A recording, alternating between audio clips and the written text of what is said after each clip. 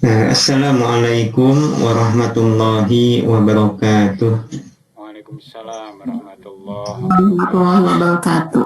Innal hamdalillah nahmaduhu wa nasta'inuhu wa nastaghfiruh wa na'udzu billahi min syururi anfusina wa min sayyiati a'malina. May yahdihillahu fala mudhillalah wa may yudlilhu fala hadiyalah. Asyhadu an la ilaha illallah wahdahu la syarikalah wa asyhadu anna Muhammadan abduhu wa rasuluh. Allahumma salli wa sallim wa barik ala Muhammad wa ala alihi wa sahbihi ajmain. Puji dan syukur kita panjatkan kehadirat Allah Subhanahu wa ta'ala yang senantiasa memberikan berbagai macam kenikmatannya kepada kita.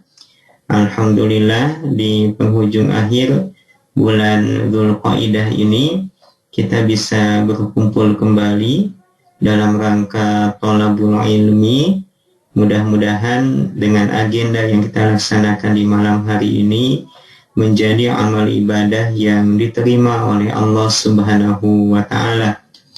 Baik jamaah sekalian yang Allah muliakan, kita sudah masuk ke dalam Kitabul Muamalat, bab tentang muamalah. Nah, di ahad yang kemarin kita sudah menyampaikan tentang bab tentang jual beli ya. Nah, di antara pembahasan yang telah disampaikan, kita sudah mempelajari mengenai ta'rif, pengertian jual beli itu sendiri, kemudian rukun jual beli. Nah, sekarang kita akan membahas tentang permasalahan penting dalam transaksi jual beli, yaitu khiyar. Tapi sebelumnya kami akan sampaikan terlebih dahulu tentang materi yang akan kita kaji. Ini sudah nampak ya materinya. Nah, sebenarnya kemarin itu ada satu pembahasan yang tertinggal ya, yaitu diantaranya tentang persaksian. Nah, kemarin sudah dijelaskan bahwasanya rukun jual beli itu ada 3. Yang pertama ialah orang yang bertransaksi, baik itu dari pihak penjual ataupun dari pihak pembeli. Yang kedua ialah objek atau barang yang dijadikan transaksi. Kemudian yang ketiga ialah sigoh, yaitu kalimat akad, ijab kabul. Nah, kemarin sudah dijelaskan ya. Nah, ada pembahasan yang ketiga yaitu al-ishhad, tentang saksi ketika jual beli. Di dalam Al-Quran, ini ayat terpanjang nih, ada di surat Al-Baqarah ayat 282. Nah, ayat yang terpanjang dalam Al-Quran itu ternyata ayat yang menjelaskan tentang muamalah, transaksi jual beli antara kaum muslimin ya, di mana Allah Subhanahu wa taala berfirman dalam ayat tersebut, A'udzu billahi minasyaitonir rajim wa asyhidu idza tabayatum, dan persaksikanlah oleh kalian apabila kalian melakukan jual beli. Nah, dalam ayat yang mulia ini Allah Subhanahu wa taala memerintahkan kita untuk menjadikan saksi ya, menjadikan seseorang sebagai saksi saat transaksi. Tapi para ulama memahami ayat ini bukan perkara yang wajib, akan tetapi menganggap ayat ini sebagai anjuran atau perkara yang sunnah saat jual beli. Dalilnya apa? Masih dalam ayat atau surat yang sama. Allah Subhanahu wa taala berfirman di ayat berikutnya, fa in amina ba'dukum ba'dun falyu'addil ladzi tumina amanatah. Maka jika di antara penjual atau pembeli mereka saling percaya satu dengan yang lainnya, maka hendaknya yang dipercayai dia menunaikan amanahnya. Nah, ayat ini seperti hanya ayat yang berikutnya, ini maknanya irsyad, memberikan tuntunan, petunjuk kepada penjual atau pembeli agar lebih kuat akad yang dilakukan, hendaknya ada saksi. Nah, kemudian hadisnya yang melandaskan hal ini diantaranya yang diriwayatkan oleh Ammarah bin Khuzaimah. Ammarah berkata bahwasanya pamannya menceritakan kepada dirinya, dan pamannya ini adalah salah seorang sahabat Nabi, bahwasanya Nabi Shallallahu Alaihi Wasallam pernah beliau ibta'a farsan min Arabi, dia membeli kuda dari seorang Arab, ya, Arab Badui. Wastatba'ahu liyaqbidu thamana farsihi. Kemudian Rasul pun hendak pulang ke rumah mengambil uang. Nah, jadi ke pasar uangnya belum bawa. Tapi Rasul sudah melakukan akad, ini kuda akan saya beli. Fa'asra'an nabiyyu wa abdu al-Arabi. Saat Rasul ke rumahnya, orang Arab ini mengikutinya. Arab Baduy ini mengikutinya. Tapi Rasul berjalan dengan cepat, Arab Baduy ini dia jalan dengan lambat. Nah, di tengah perjalanan itu, orang Arab Baduy dia bertemu dengan seseorang yang menawar, ya, kuda yang ia akan jual. Wala wahum la yash'uruna anna nabiyya sallallahu alaihi wasallam ibta'ahu. Dan yang menawar ini nggak tahu bahwa kuda ini telah dibeli oleh Rasulullah. Nah, hadis ini menjelaskan kepada kita kalau persaksian menjadi syarat atau rukun dalam jual beli, tentunya saat Rasul membeli kuda, Rasul akan menetapkan seseorang sebagai saksi.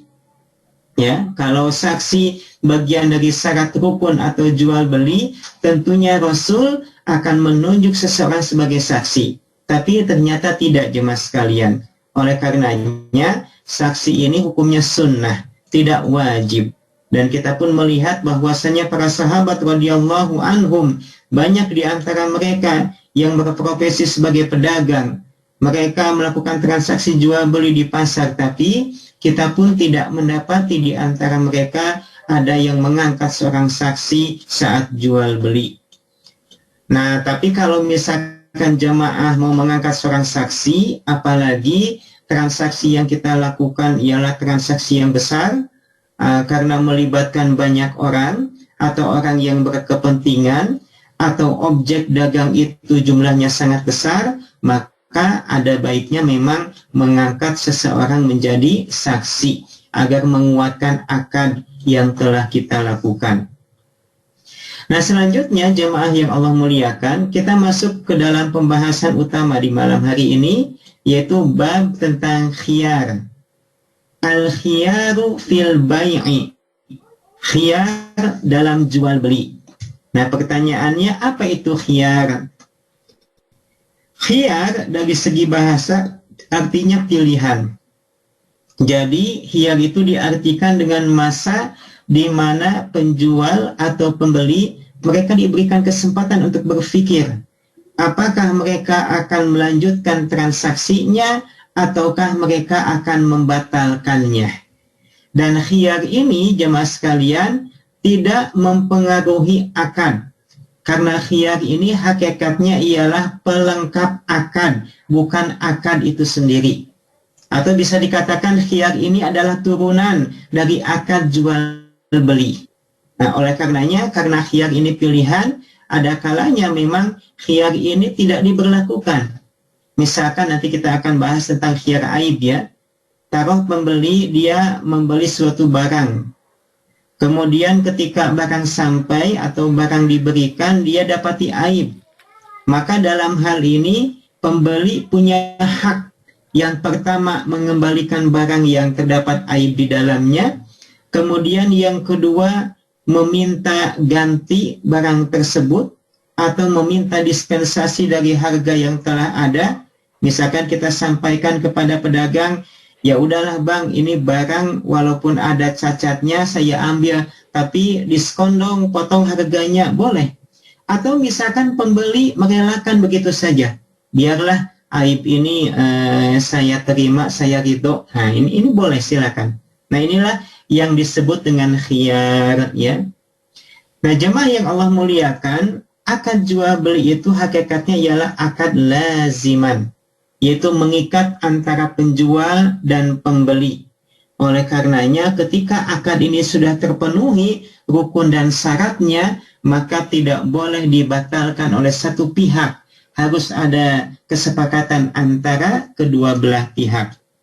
Nah, adanya khiyar dalam jual beli ini jemaah sekalian, ini bagian dari keluasan kelapangan ajaran Islam, ya.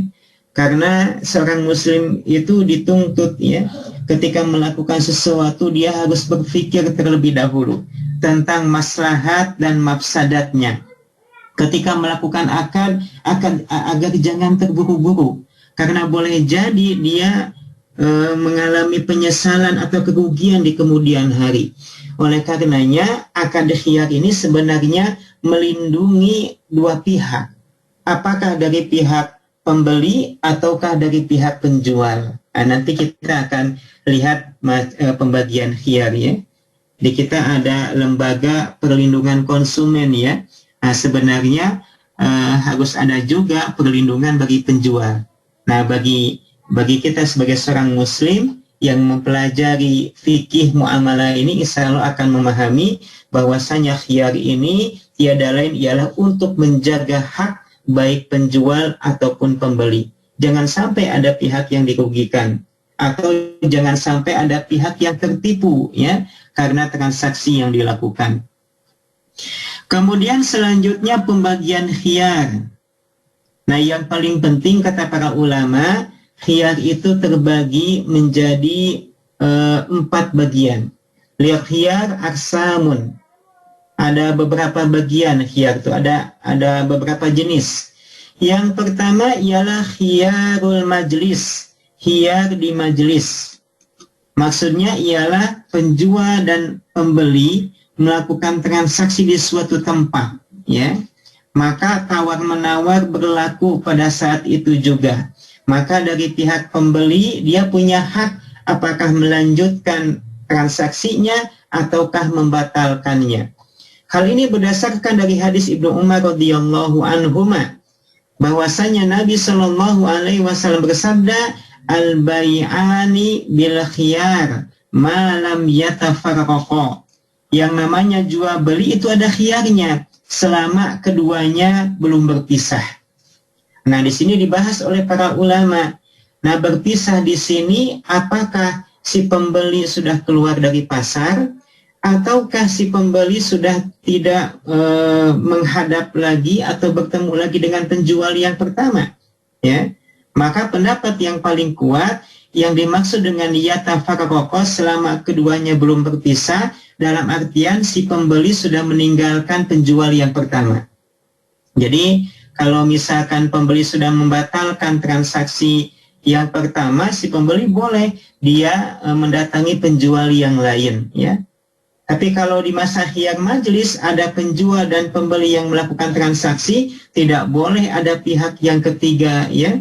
Misalkan pihak penjual yang lain berkata kepada pembeli, ibu sudahlah, daripada ribut ibu beli barang di saya aja, kualitasnya lebih bagus, harganya lebih murah. Nggak boleh ada pihak ketiga mengganggu transaksi yang dilakukan oleh penjual dan pembeli tersebut. Nah, ini yang disilakan dengan khiyar majlis, ya. Nah, kemudian yang kedua jemaah sekalian, ada juga khiyar di sini ialah khiyar syarat, yaitu dari pihak penjual atau pembeli menetapkan syarat, yaitu waktu tertentu agar pembelian atau akad bisa diselesaikan. Nah, di sini dikasih contoh nih, ayyashtari rajulun min akhar sayyaratan. Contoh misalkan ada orang membeli mobil atau kendaraan. Kemudian si pembeli berkata, li al-khiyar muddata syahrin. Berikan aku masa selama 1 bulan untuk berpikir atau untuk mengumpulkan dana. Fa in taraja'a anisyira khilala syahri falahu dzalik. Kalau misalkan dia bisa membayar dari masa yang telah ditetapkan, maka tentunya ini milik pembeli tersebut. Wa illa lazimahu syira'u sayyara bimajrudi intihai syahri. Tapi kalau dia dalam masa sebulan belum bisa membayar, kemudian jatuh tempo belum ada tindak lanjut, maka si penjual boleh menjual barang dagangannya ke pihak yang lain. Contoh misalkan gini jemaah sekalian, ada orang mau beli pom bensin lah gitu ya. Si pembeli berkata bahwa baik ini pom bensin akan saya beli ya dengan harga taruh misalkan 1 miliar, tapi harga itu nanti saya akan berikan nilainya, uangnya setelah 3 bulan. Maka hakikatnya akan sudah berlangsung antara penjual dan pembeli. Pembeli meminta waktu selama 3 bulan. Nah pertanyaannya, pom bensin selama berjalan itu milik siapa? Maka jawabannya jemaah sekalian, walaupun ini akan sudah dilakukan, hakikatnya akad ini masih tergantung. Oleh karenanya, pertanyaannya pom bensin itu milik siapa? Jawabannya milik penjual, ya. Jadi kalau misalkan ada keuntungan dari pom bensin, maka keuntungannya milik penjual. Bagus setelah si pembeli dia bisa membayar di masa yang telah ditentukan, baru sudah berpindahlah kepemilikan dari penjual ke pembeli, ya. Itu namanya khiyar syarat. Ada juga jemaah sekalian yang diistilahkan dengan khiyar aib, ya. Yang diistilahkan dengan khiyar aib. Apa khiyar aib? Khiyar aib biasanya ada pada pihak pembeli, ya. Jadi pembeli dia menemukan ada cacat pada barang yang dibelinya, sedangkan dari pihak penjual dia tidak memberitahukannya, atau penjual dia tidak tahu adanya cacat pada barang tersebut. Maka disinilah dari pihak pembeli dia punya hak untuk mengembalikan barang yang setelah dibelinya. Tentunya cacat di sini jemaah sekalian yang bisa mengurangi nilai barang. Adapun kalau cacatnya sedikit, ini tidak ada khiyar di dalamnya. Oleh karenanya perlu sekali ya perhitungan atau penilaian dari orang yang tahu barang. Kalau misalkan cacatnya atau aibnya mengurangi nilai barang, maka hak bagi pembeli untuk mengembalikan barang. Tapi kalau misalkan cacatnya sedikit, maka si pembeli tidak punya hak khiyar pada saat itu. Nah, jemaah sekalian yang Allah muliakan, ada beberapa contoh kasus ya di tengah masyarakat kita. Misalkan ada sebuah toko yang menulis di etalasenya, barang yang telah dibeli tidak boleh dikembalikan. Barang yang sudah dibeli tidak boleh dikembalikan. Nah, pertanyaannya apakah kalimat ini syar'i atau tidak? Maka jawabannya dilihat dulu. Kalau misalkan barang yang sudah dibeli tidak boleh dikembalikan dalam artian masing-masing pihak sudah mengambil haknya, karena yang namanya jual beli itu kan ada perpindahan kepemilikan. Yang namanya barang setelah akad milik pembeli, yang namanya uang setelah akad milik penjual. Masing-masing sudah punya hak ya terhadap transaksi yang dilakukan. Oleh karenanya kalau barang sudah dibeli, tidak boleh sekonyong-konyong misalkan pembeli mau mengembalikan barang yang telah dibelinya kepada penjual. Karena masing-masing orang sudah punya hak dari apa yang didapatkannya. Maka kalau kondisinya seperti itu, maka tidak boleh mengembalikan barang yang sudah dibeli. Nah, tapi beda hanya kalau misalkan mengembalikan barang karena ada aib di dalamnya. Karena ada aib di dalamnya, maka yang namanya pembeli dia punya hak. Jadi jemaah sekalian yang Allah muliakan, mengembalikan barang itu memang ada beberapa sebab ya. Yang pertama karena ada aib, ya, atau ada si pembeli merasa tertipu oleh penjual karena ada aib, merasa tertipu, ya, atau merasa dirugikan, maka si pembeli dia punya hak untuk mengembalikan barang. Tapi ada kalanya mengembalikan barang itu tidak ada sebab sama sekali, ya, tidak ada sebab sama sekali. Inilah yang disebut dengan akad iqalah. Nah, sebenarnya akad iqalah ini titik beratnya kepada penjual. Contoh misalkan akad iqalah ini seperti ini, jemaah sekalian. Jadi ada pembeli A, dia beli handphone kepada penjual B. Ketika balik ke rumah setelah handphone itu dibeli, ternyata ya orang tua A yang beli handphone itu dia sudah membelikan handphone yang mereknya sama, tipenya sama. Maka dia pun akhirnya berusaha mengembalikan handphone yang telah dibelinya dengan berkata, aduh bapak hapunten gitu. Saat abdi ngagala HP di dia ternyata pun biang pangagalekeun HP kanggo abdi anu merekna sami. Maka di sini ada pilihan bagi pihak penjual. Kalau dia mau mengembalikan uang dari yang pernah diberikan oleh pembeli, maka dia akan mendapatkan ampunan dari Allah. Sebagaimana Rasulullah SAW bersabda, man aqala musliman aqalahu Allahu atharahu yaumal qiyamah. Siapa saja penjual yang memberikan iqalah kepada seorang muslim, maka Allah Subhanahu wa taala akan mengampuni dosa-dosanya. Jadi kalau penjual dia berkata, ya udahlah Pak, gini aja balikin aja barangnya, saya kasih uangnya. Boleh. Tapi kalau dari pihak penjual mau tetap misalkan berkata, ya nggak bisa Pak, itu barang udah Bapak beli, uang sudah saya terima, saya nggak mau mengembalikan uangnya, itu hak penjual. Itu hak penjual. Nah ini yang diistilahkan dengan iqalah, ya, yang diistilahkan dengan iqalah. Nah kemudian jemaah sekalian yang Allah muliakan, selanjutnya, wa yathbutu hadzal khiyar lil mushtari. Untuk khiyar aib ini berlaku bagi pembeli. Fa in syaa amdo al bai'a, kalau dia mau, dia melanjutkan transaksinya. Dalam artian misalkan menukar barang yang aib dengan yang masih bagus, wa akhadha iwadul aib, kemudian dia dapat gantinya, wa huwal farqu baina qimati sil'ah sahihatan wa qimatuha wa hiya mu'ibatan wa in sya'a rada sil'ah wastaradda as-saman alladhi dafa'ahu ilal ba'i. Ini sebagaimana yang kami sampaikan.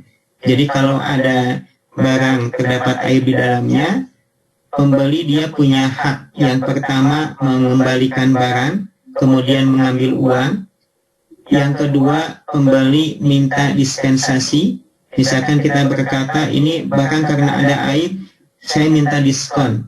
Ya, jadi tetap dia mengambil barangnya, tapi dia dapat kompensasi dari pembelian tersebut. Atau yang ketiga, dari pihak pembeli dia merelakan. Biarlah aib ini ya saya terima, kalau dia ridho maka tidak apa-apa ya, dia tidak mengambil khiyarnya, mangga gitu. Kemudian yang keempat jemaah sekalian, ada juga khiyarut tadlis. Khiyarut tadlis ini khiyar di mana dari pihak penjual atau pembeli dia merasa tertipu. Rasulullah Shallallahu Alaihi Wasallam bersabda, "Man ghasyana falaisa minna." Barang siapa yang menipu, maka dia bukan termasuk golonganku, kata Nabi. Nah, kemudian di kitab ini diberikan contoh, misalkan ada penjual mobil, dia menjual barang bekas atau mobil bekas. Tapi si mobil ini dipulas sedemikian rupa, dicat bagian luarnya seakan-akan mobil ini mobil baru, ya. Maka dia jual kepada seorang pembeli. Ketika si pembeli mengetahui ternyata mobil yang dibelinya hakikatnya ialah mobil bekas, maka dia merasa tertipu tuh. Maka dia boleh mengembalikan mobilnya, mengambil uangnya kembali. Nah, sebenarnya jemaah sekalian, untuk khiyar yang tadlis ini ada nama lain. Yaitu namanya khiyarul goban. Goban itu artinya menipu. Jadi masa di mana penjual atau pembeli merasa tertipu. Contoh khiyar goban itu kata para ulama ialah talaki ar-rukban. Apa talaki ar-rukban? Contohnya gini. Jadi ada petani, dia hendak pergi ke pasar menjual hasil panennya. Kemudian di tengah perjalanan dia bertemu dengan tengkulak. maka tengkulak ini memborong seluruh barang dagangan petani dengan harga yang murah. Di sisi lain petani dia tidak tahu harga pasar seperti apa. Ketika petani sampai di pasar, akhirnya dia mengetahui ternyata barang dagangannya dijual dengan harga yang sangat murah. Tentunya dia akan mengalami kerugian. Petani yang tidak mengetahui harga pasar kadung menjual barang dagangannya ke tengkulak yang menipu, maka dia punya hak khiar mengembalikan uang yang telah didapatkannya dan mengambil barang yang telah dijualnya. Ada juga jemaah sekalian, di samping khiyar goban, yaitu khiyar mursalat, yaitu dari pihak penjual atau pembeli sama-sama tidak mengetahui harga dari suatu barang. Misalkan orang seperti hanya di marketplace ya, orang mau menjual barang tapi dia tidak tahu harga pasar seperti apa, maka dia pun jual dengan harga yang murah. Setelah dijual, dia cek di Tokopedia, misalkan harga barang tersebut ternyata dia menjual barang kemurahan, ya, maka dia boleh menggunakan hak khiyarnya mengambil kembali barang yang telah dijualnya. Atau pembeli, ya, pembeli ini dia membeli suatu barang dengan harga yang amat tinggi. Ketika dia cek di Lazada, ternyata harganya tidak semahal apa yang ia beli, maka dia pun punya hak untuk mengambil kembali uangnya, mengembalikan barangnya. Itu khiyar mursalat. Nah, ada juga khiyar al-jish. Khiyar al-jish itu para ulama mengartikan dengan masing-masing pihak, baik penjual atau pembeli, melakukan tipu daya, ya. Contoh misalkan dari pihak penjual, dia menunjuk satu orang agar ketika transaksi menawar barang dagangannya dengan harga yang tinggi agar dia memperoleh keuntungan yang besar. Misalkan penjual A, dia bertemu dengan pembeli. Kemudian pembeli menawar barang dagangannya, tiba-tiba ada pihak ketiga nih. Dia menawar dengan harga yang amat tinggi, agar si pembeli dia termotivasi untuk membeli harga dengan tinggi pula.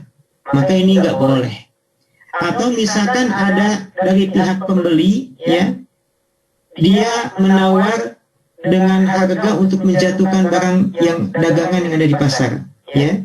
Nilai barang yang ada di pasar. Misalkan penjual menawarkan barang ke pembeli A. Misalkan harganya 10.000. Tiba-tiba ada pihak ketiga, pembeli yang kedua. Padahal ini pembeli yang kedua ini temannya pembeli yang pertama. Pembeli yang kedua berkata, jangan, ini harganya mahal. Saya kemarin misalkan beli di sini harganya 10.000, kok harganya 5.000. Dijatuhkan harga dari penjual. Maka itu tidak boleh. Itu disilahkan dengan khiyar goban, ya, khiyar goban. Tidak boleh ada masing-masing pihak merasa tertipu, terpedaya dengan transaksi jual beli yang dilakukannya.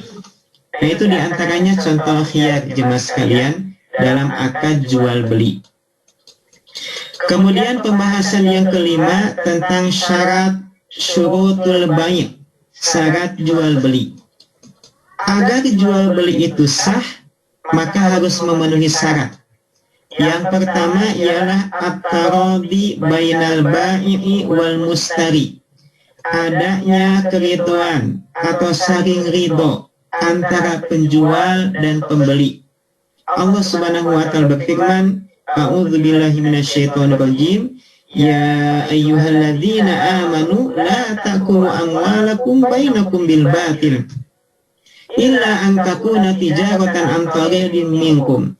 Wahai orang-orang yang beriman, janganlah kalian memakan harta sesama kalian dengan cara yang batil, kecuali perdagangan yang dibangun di atas keridhaan. Oleh karenanya tidak boleh ada jual beli di dalamnya ada unsur memaksa atau dipaksa. Kemudian landasan hadis ada yang diriwayatkan oleh Abu Sa'id Al-Khudri bahwasanya Nabi Shallallahu Alaihi Wasallam bersabda, innamal bai'u an radin. Sesungguhnya jual beli itu berada di atas keridhaan, baik penjual ataupun pembeli. Oleh karenanya tidak boleh ada salah satu pihak yang terpaksa, ya. Maka harus berdasarkan kerelaan, ya. Maka harus berdasarkan kerelaan, tidak boleh ada unsur keterpaksaan. Contoh misalkan seperti kasus dulu, nggak tahu sekarang masih ada atau enggak.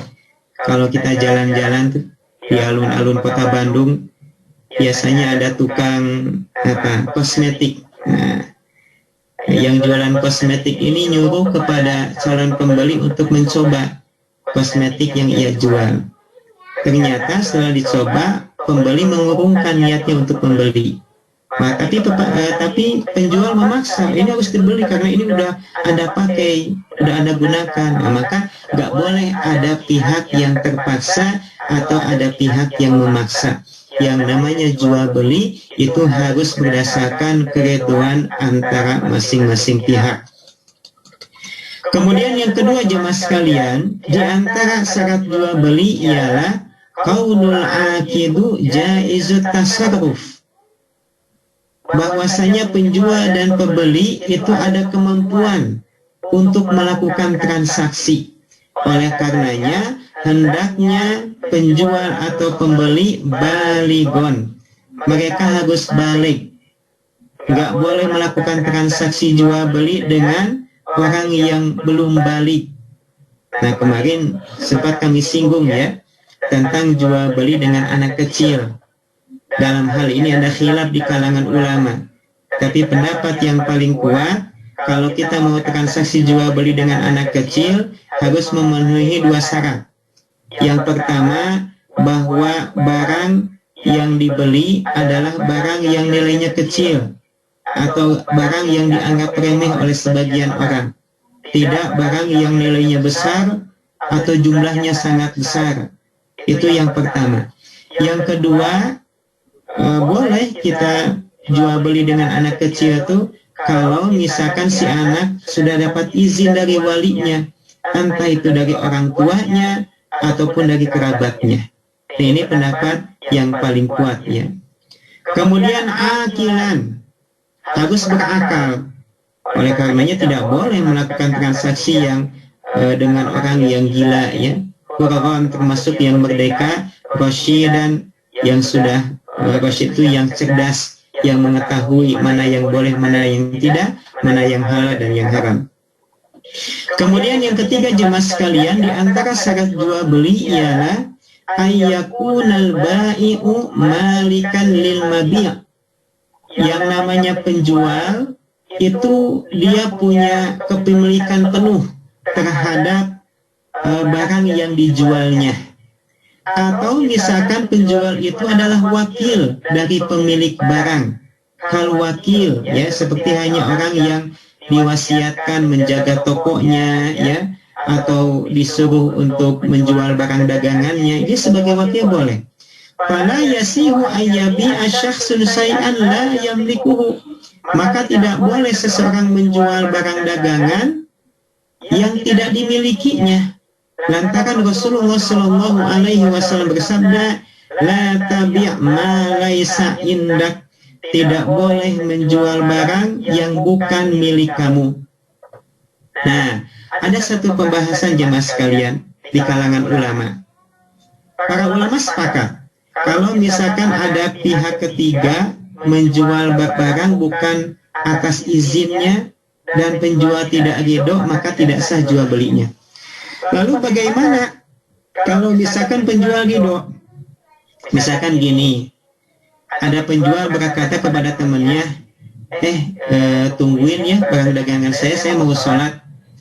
Tiba-tiba ada pembeli datang, dia nawar dagangan. Ini orang yang disuruh nunggu ini hidang gitu, maka dia pun dijual barang dagangan penjual tersebut.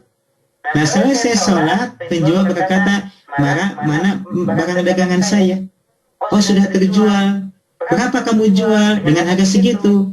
Kalau penjualnya ridho, maka pendapat yang paling kuat itu tidak mengapa. Itu yang disilakan dengan tasarruf al-fuduli. Jadi penjualnya ridho, ya, karena sudah dijual oleh orang lain, walaupun orang lain itu tidak mendapatkan izin darinya. Nah, itu dibolehkan jemaah sekalian.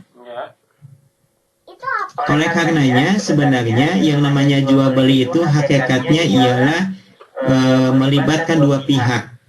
Ada penjual, ada pembeli. Tidak boleh ada pihak yang ketiga, melainkan dia berperan sebagai wakil penjual, ya, atau dia berperan sebagai penjual itu sendiri. Nah, di antara contoh kasus jemaah sekalian, ada developer, ada pembeli, ya. Developer kan dia kerjaannya jual rumah. Kemudian tiba-tiba ada pihak ketiga yaitu bank. Nah, pertanyaannya, bank sebagai pihak ketiga peranannya sebagai apa? Ya.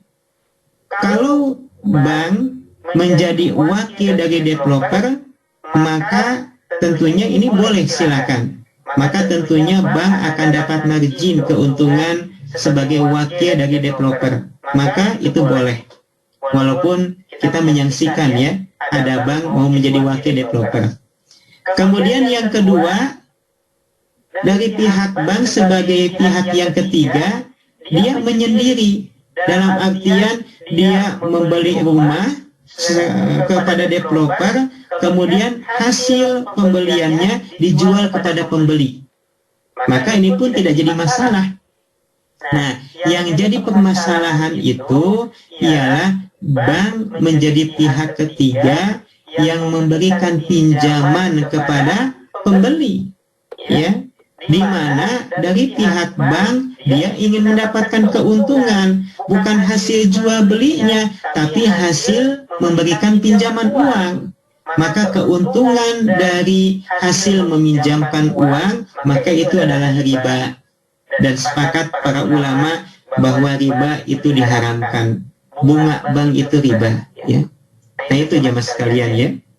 Kemudian yang keempat, di antara syarat jual beli ialah hendaknya barang yang diperjualbelikan ialah barang yang mubah, yang bisa dimanfaatkan, yang dibutuhkan oleh manusia, seperti hanya makanan, minuman, pakaian, kendaraan, ya, atau ladang, kebun, sawah, dan lain sebagainya. Maka tidak boleh dan tidak sah jual beli kalau barang yang dijualnya ialah benda yang haram atau makanan yang haram, seperti hanya jual khamar, babi, bangkai. Kalau di sini ada kalimat wa alatul lahwi mal ma'azib, alat musik, karena penulis menganggap bahwa musik ini haram, maka sesuatu yang diharamkan itu tidak boleh diperjualbelikan. Hal ini berdasarkan hadis dari Jabir radhiyallahu an. Rasulullah sallallahu alaihi wasallam bersabda, "Innallaha harrama bai'al khamri wal maitah." Sesungguhnya Allah mengharamkan jual beli khamar, jual beli babi, kemudian bangkai, wal asnam, dan berhala. Ya, maka tidak sah jual beli dengan objek barangnya yang diharamkan dalam agama Islam. Ada juga hadis yang lain, innallaha idza harama ala qaumin. Sesungguhnya Allah apabila mengharamkan sesuatu atas suatu kaum, akla syai'in, mengharamkan mereka makan sesuatu, maka Allah pun akan mengharamkan harganya, nilainya, atau keuntungannya. Wala yajizu bai'al kalbi, maka tidak boleh memperjualbelikan seperti hanya anjingnya. Li hadithi Abi Mas'ud radhiyallahu anhu qala naha Rasulullah sallallahu alaihi wasallam an thamanil kalbi.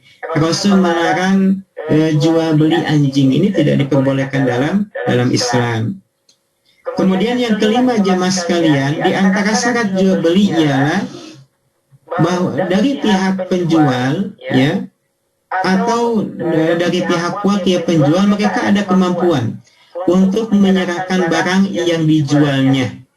Oleh karenanya tidak boleh menjual barang yang dimana barangnya itu masih dalam terawangan, misalkan barangnya itu nggak ada.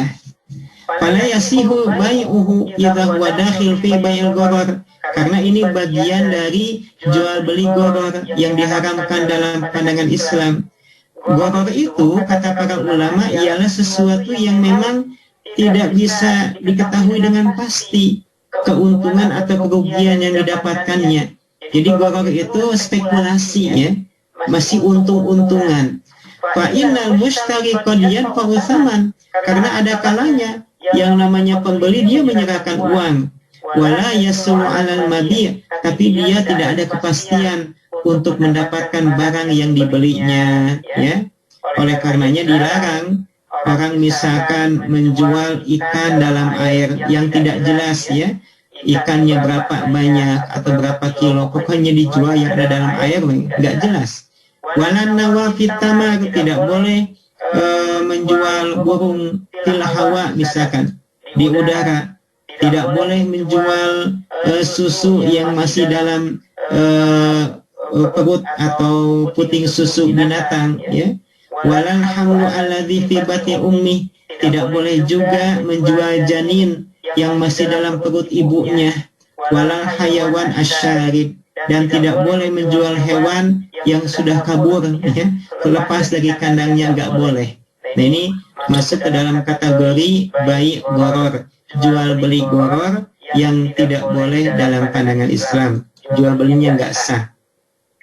Rasulullah SAW bersabda, hadis Abu Hurairah, Rasulullah, Rasul melarang an bai'il gharari, jual beli gharar, ya. Jadi jual beli gharar itu tidak dibolehkan.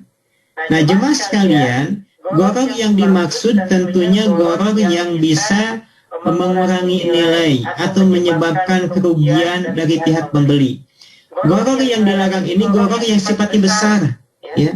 Adapun gharar yang sifatnya sedikit, ya, maka itu dibolehkan kata para ulama. Contoh misalkan kita beli mobil, kan kita nggak tahu jagoannya mesinnya kayak gimana, rinciannya seperti apa. Yang penting kita enak, nyaman ketika pakainya, maka itu dibolehkan. Tapi gharar yang dilarang itu ya gharar yang besar, yang kemungkinan besar menyebabkan kerugian dari pihak pembeli, ya. Kemudian yang keenam, di antara syarat jual beli, hendaknya barang yang diperjualbelikan itu bisa diketahui. Nah, jadi jangan sampai membeli sesuatu yang tidak diketahui dengan pasti. Ya, pengetahuan akan suatu barang bisa dilakukan dua hal. Yang pertama dengan melihat secara langsung, yang kedua dengan membaca deskripsinya, ya. Maka tidak boleh melakukan transaksi jual beli berdasarkan jahalah ketidaktahuannya. Jangan sampai ada ungkapan yang berlaku di tengah masyarakat kita, menjual kucing dalam karung, ya. Harus diketahui baik dengan cara dilihat ataupun lewat deskripsi. Kemudian yang ketujuh, ayyakuna thaman makluman, hendaknya harga barang itu jelas. Hendaknya harga barang itu jelas, ya. Jangan sampai kita terjebak dengan penjualan yang di dalamnya ada dua akad. Nah, ini dilarang dalam Islam. Contoh misalkan penjual menjual barang dagangannya dengan cara cash dan kredit. Ketika pembeli mengambil barang, belum ada keputusan mau model pembelian yang mana yang akan dia ambil, cash atau kredit. Maka itu tidak boleh, harus jelas. Kalau mau mengambil cash berapa harganya,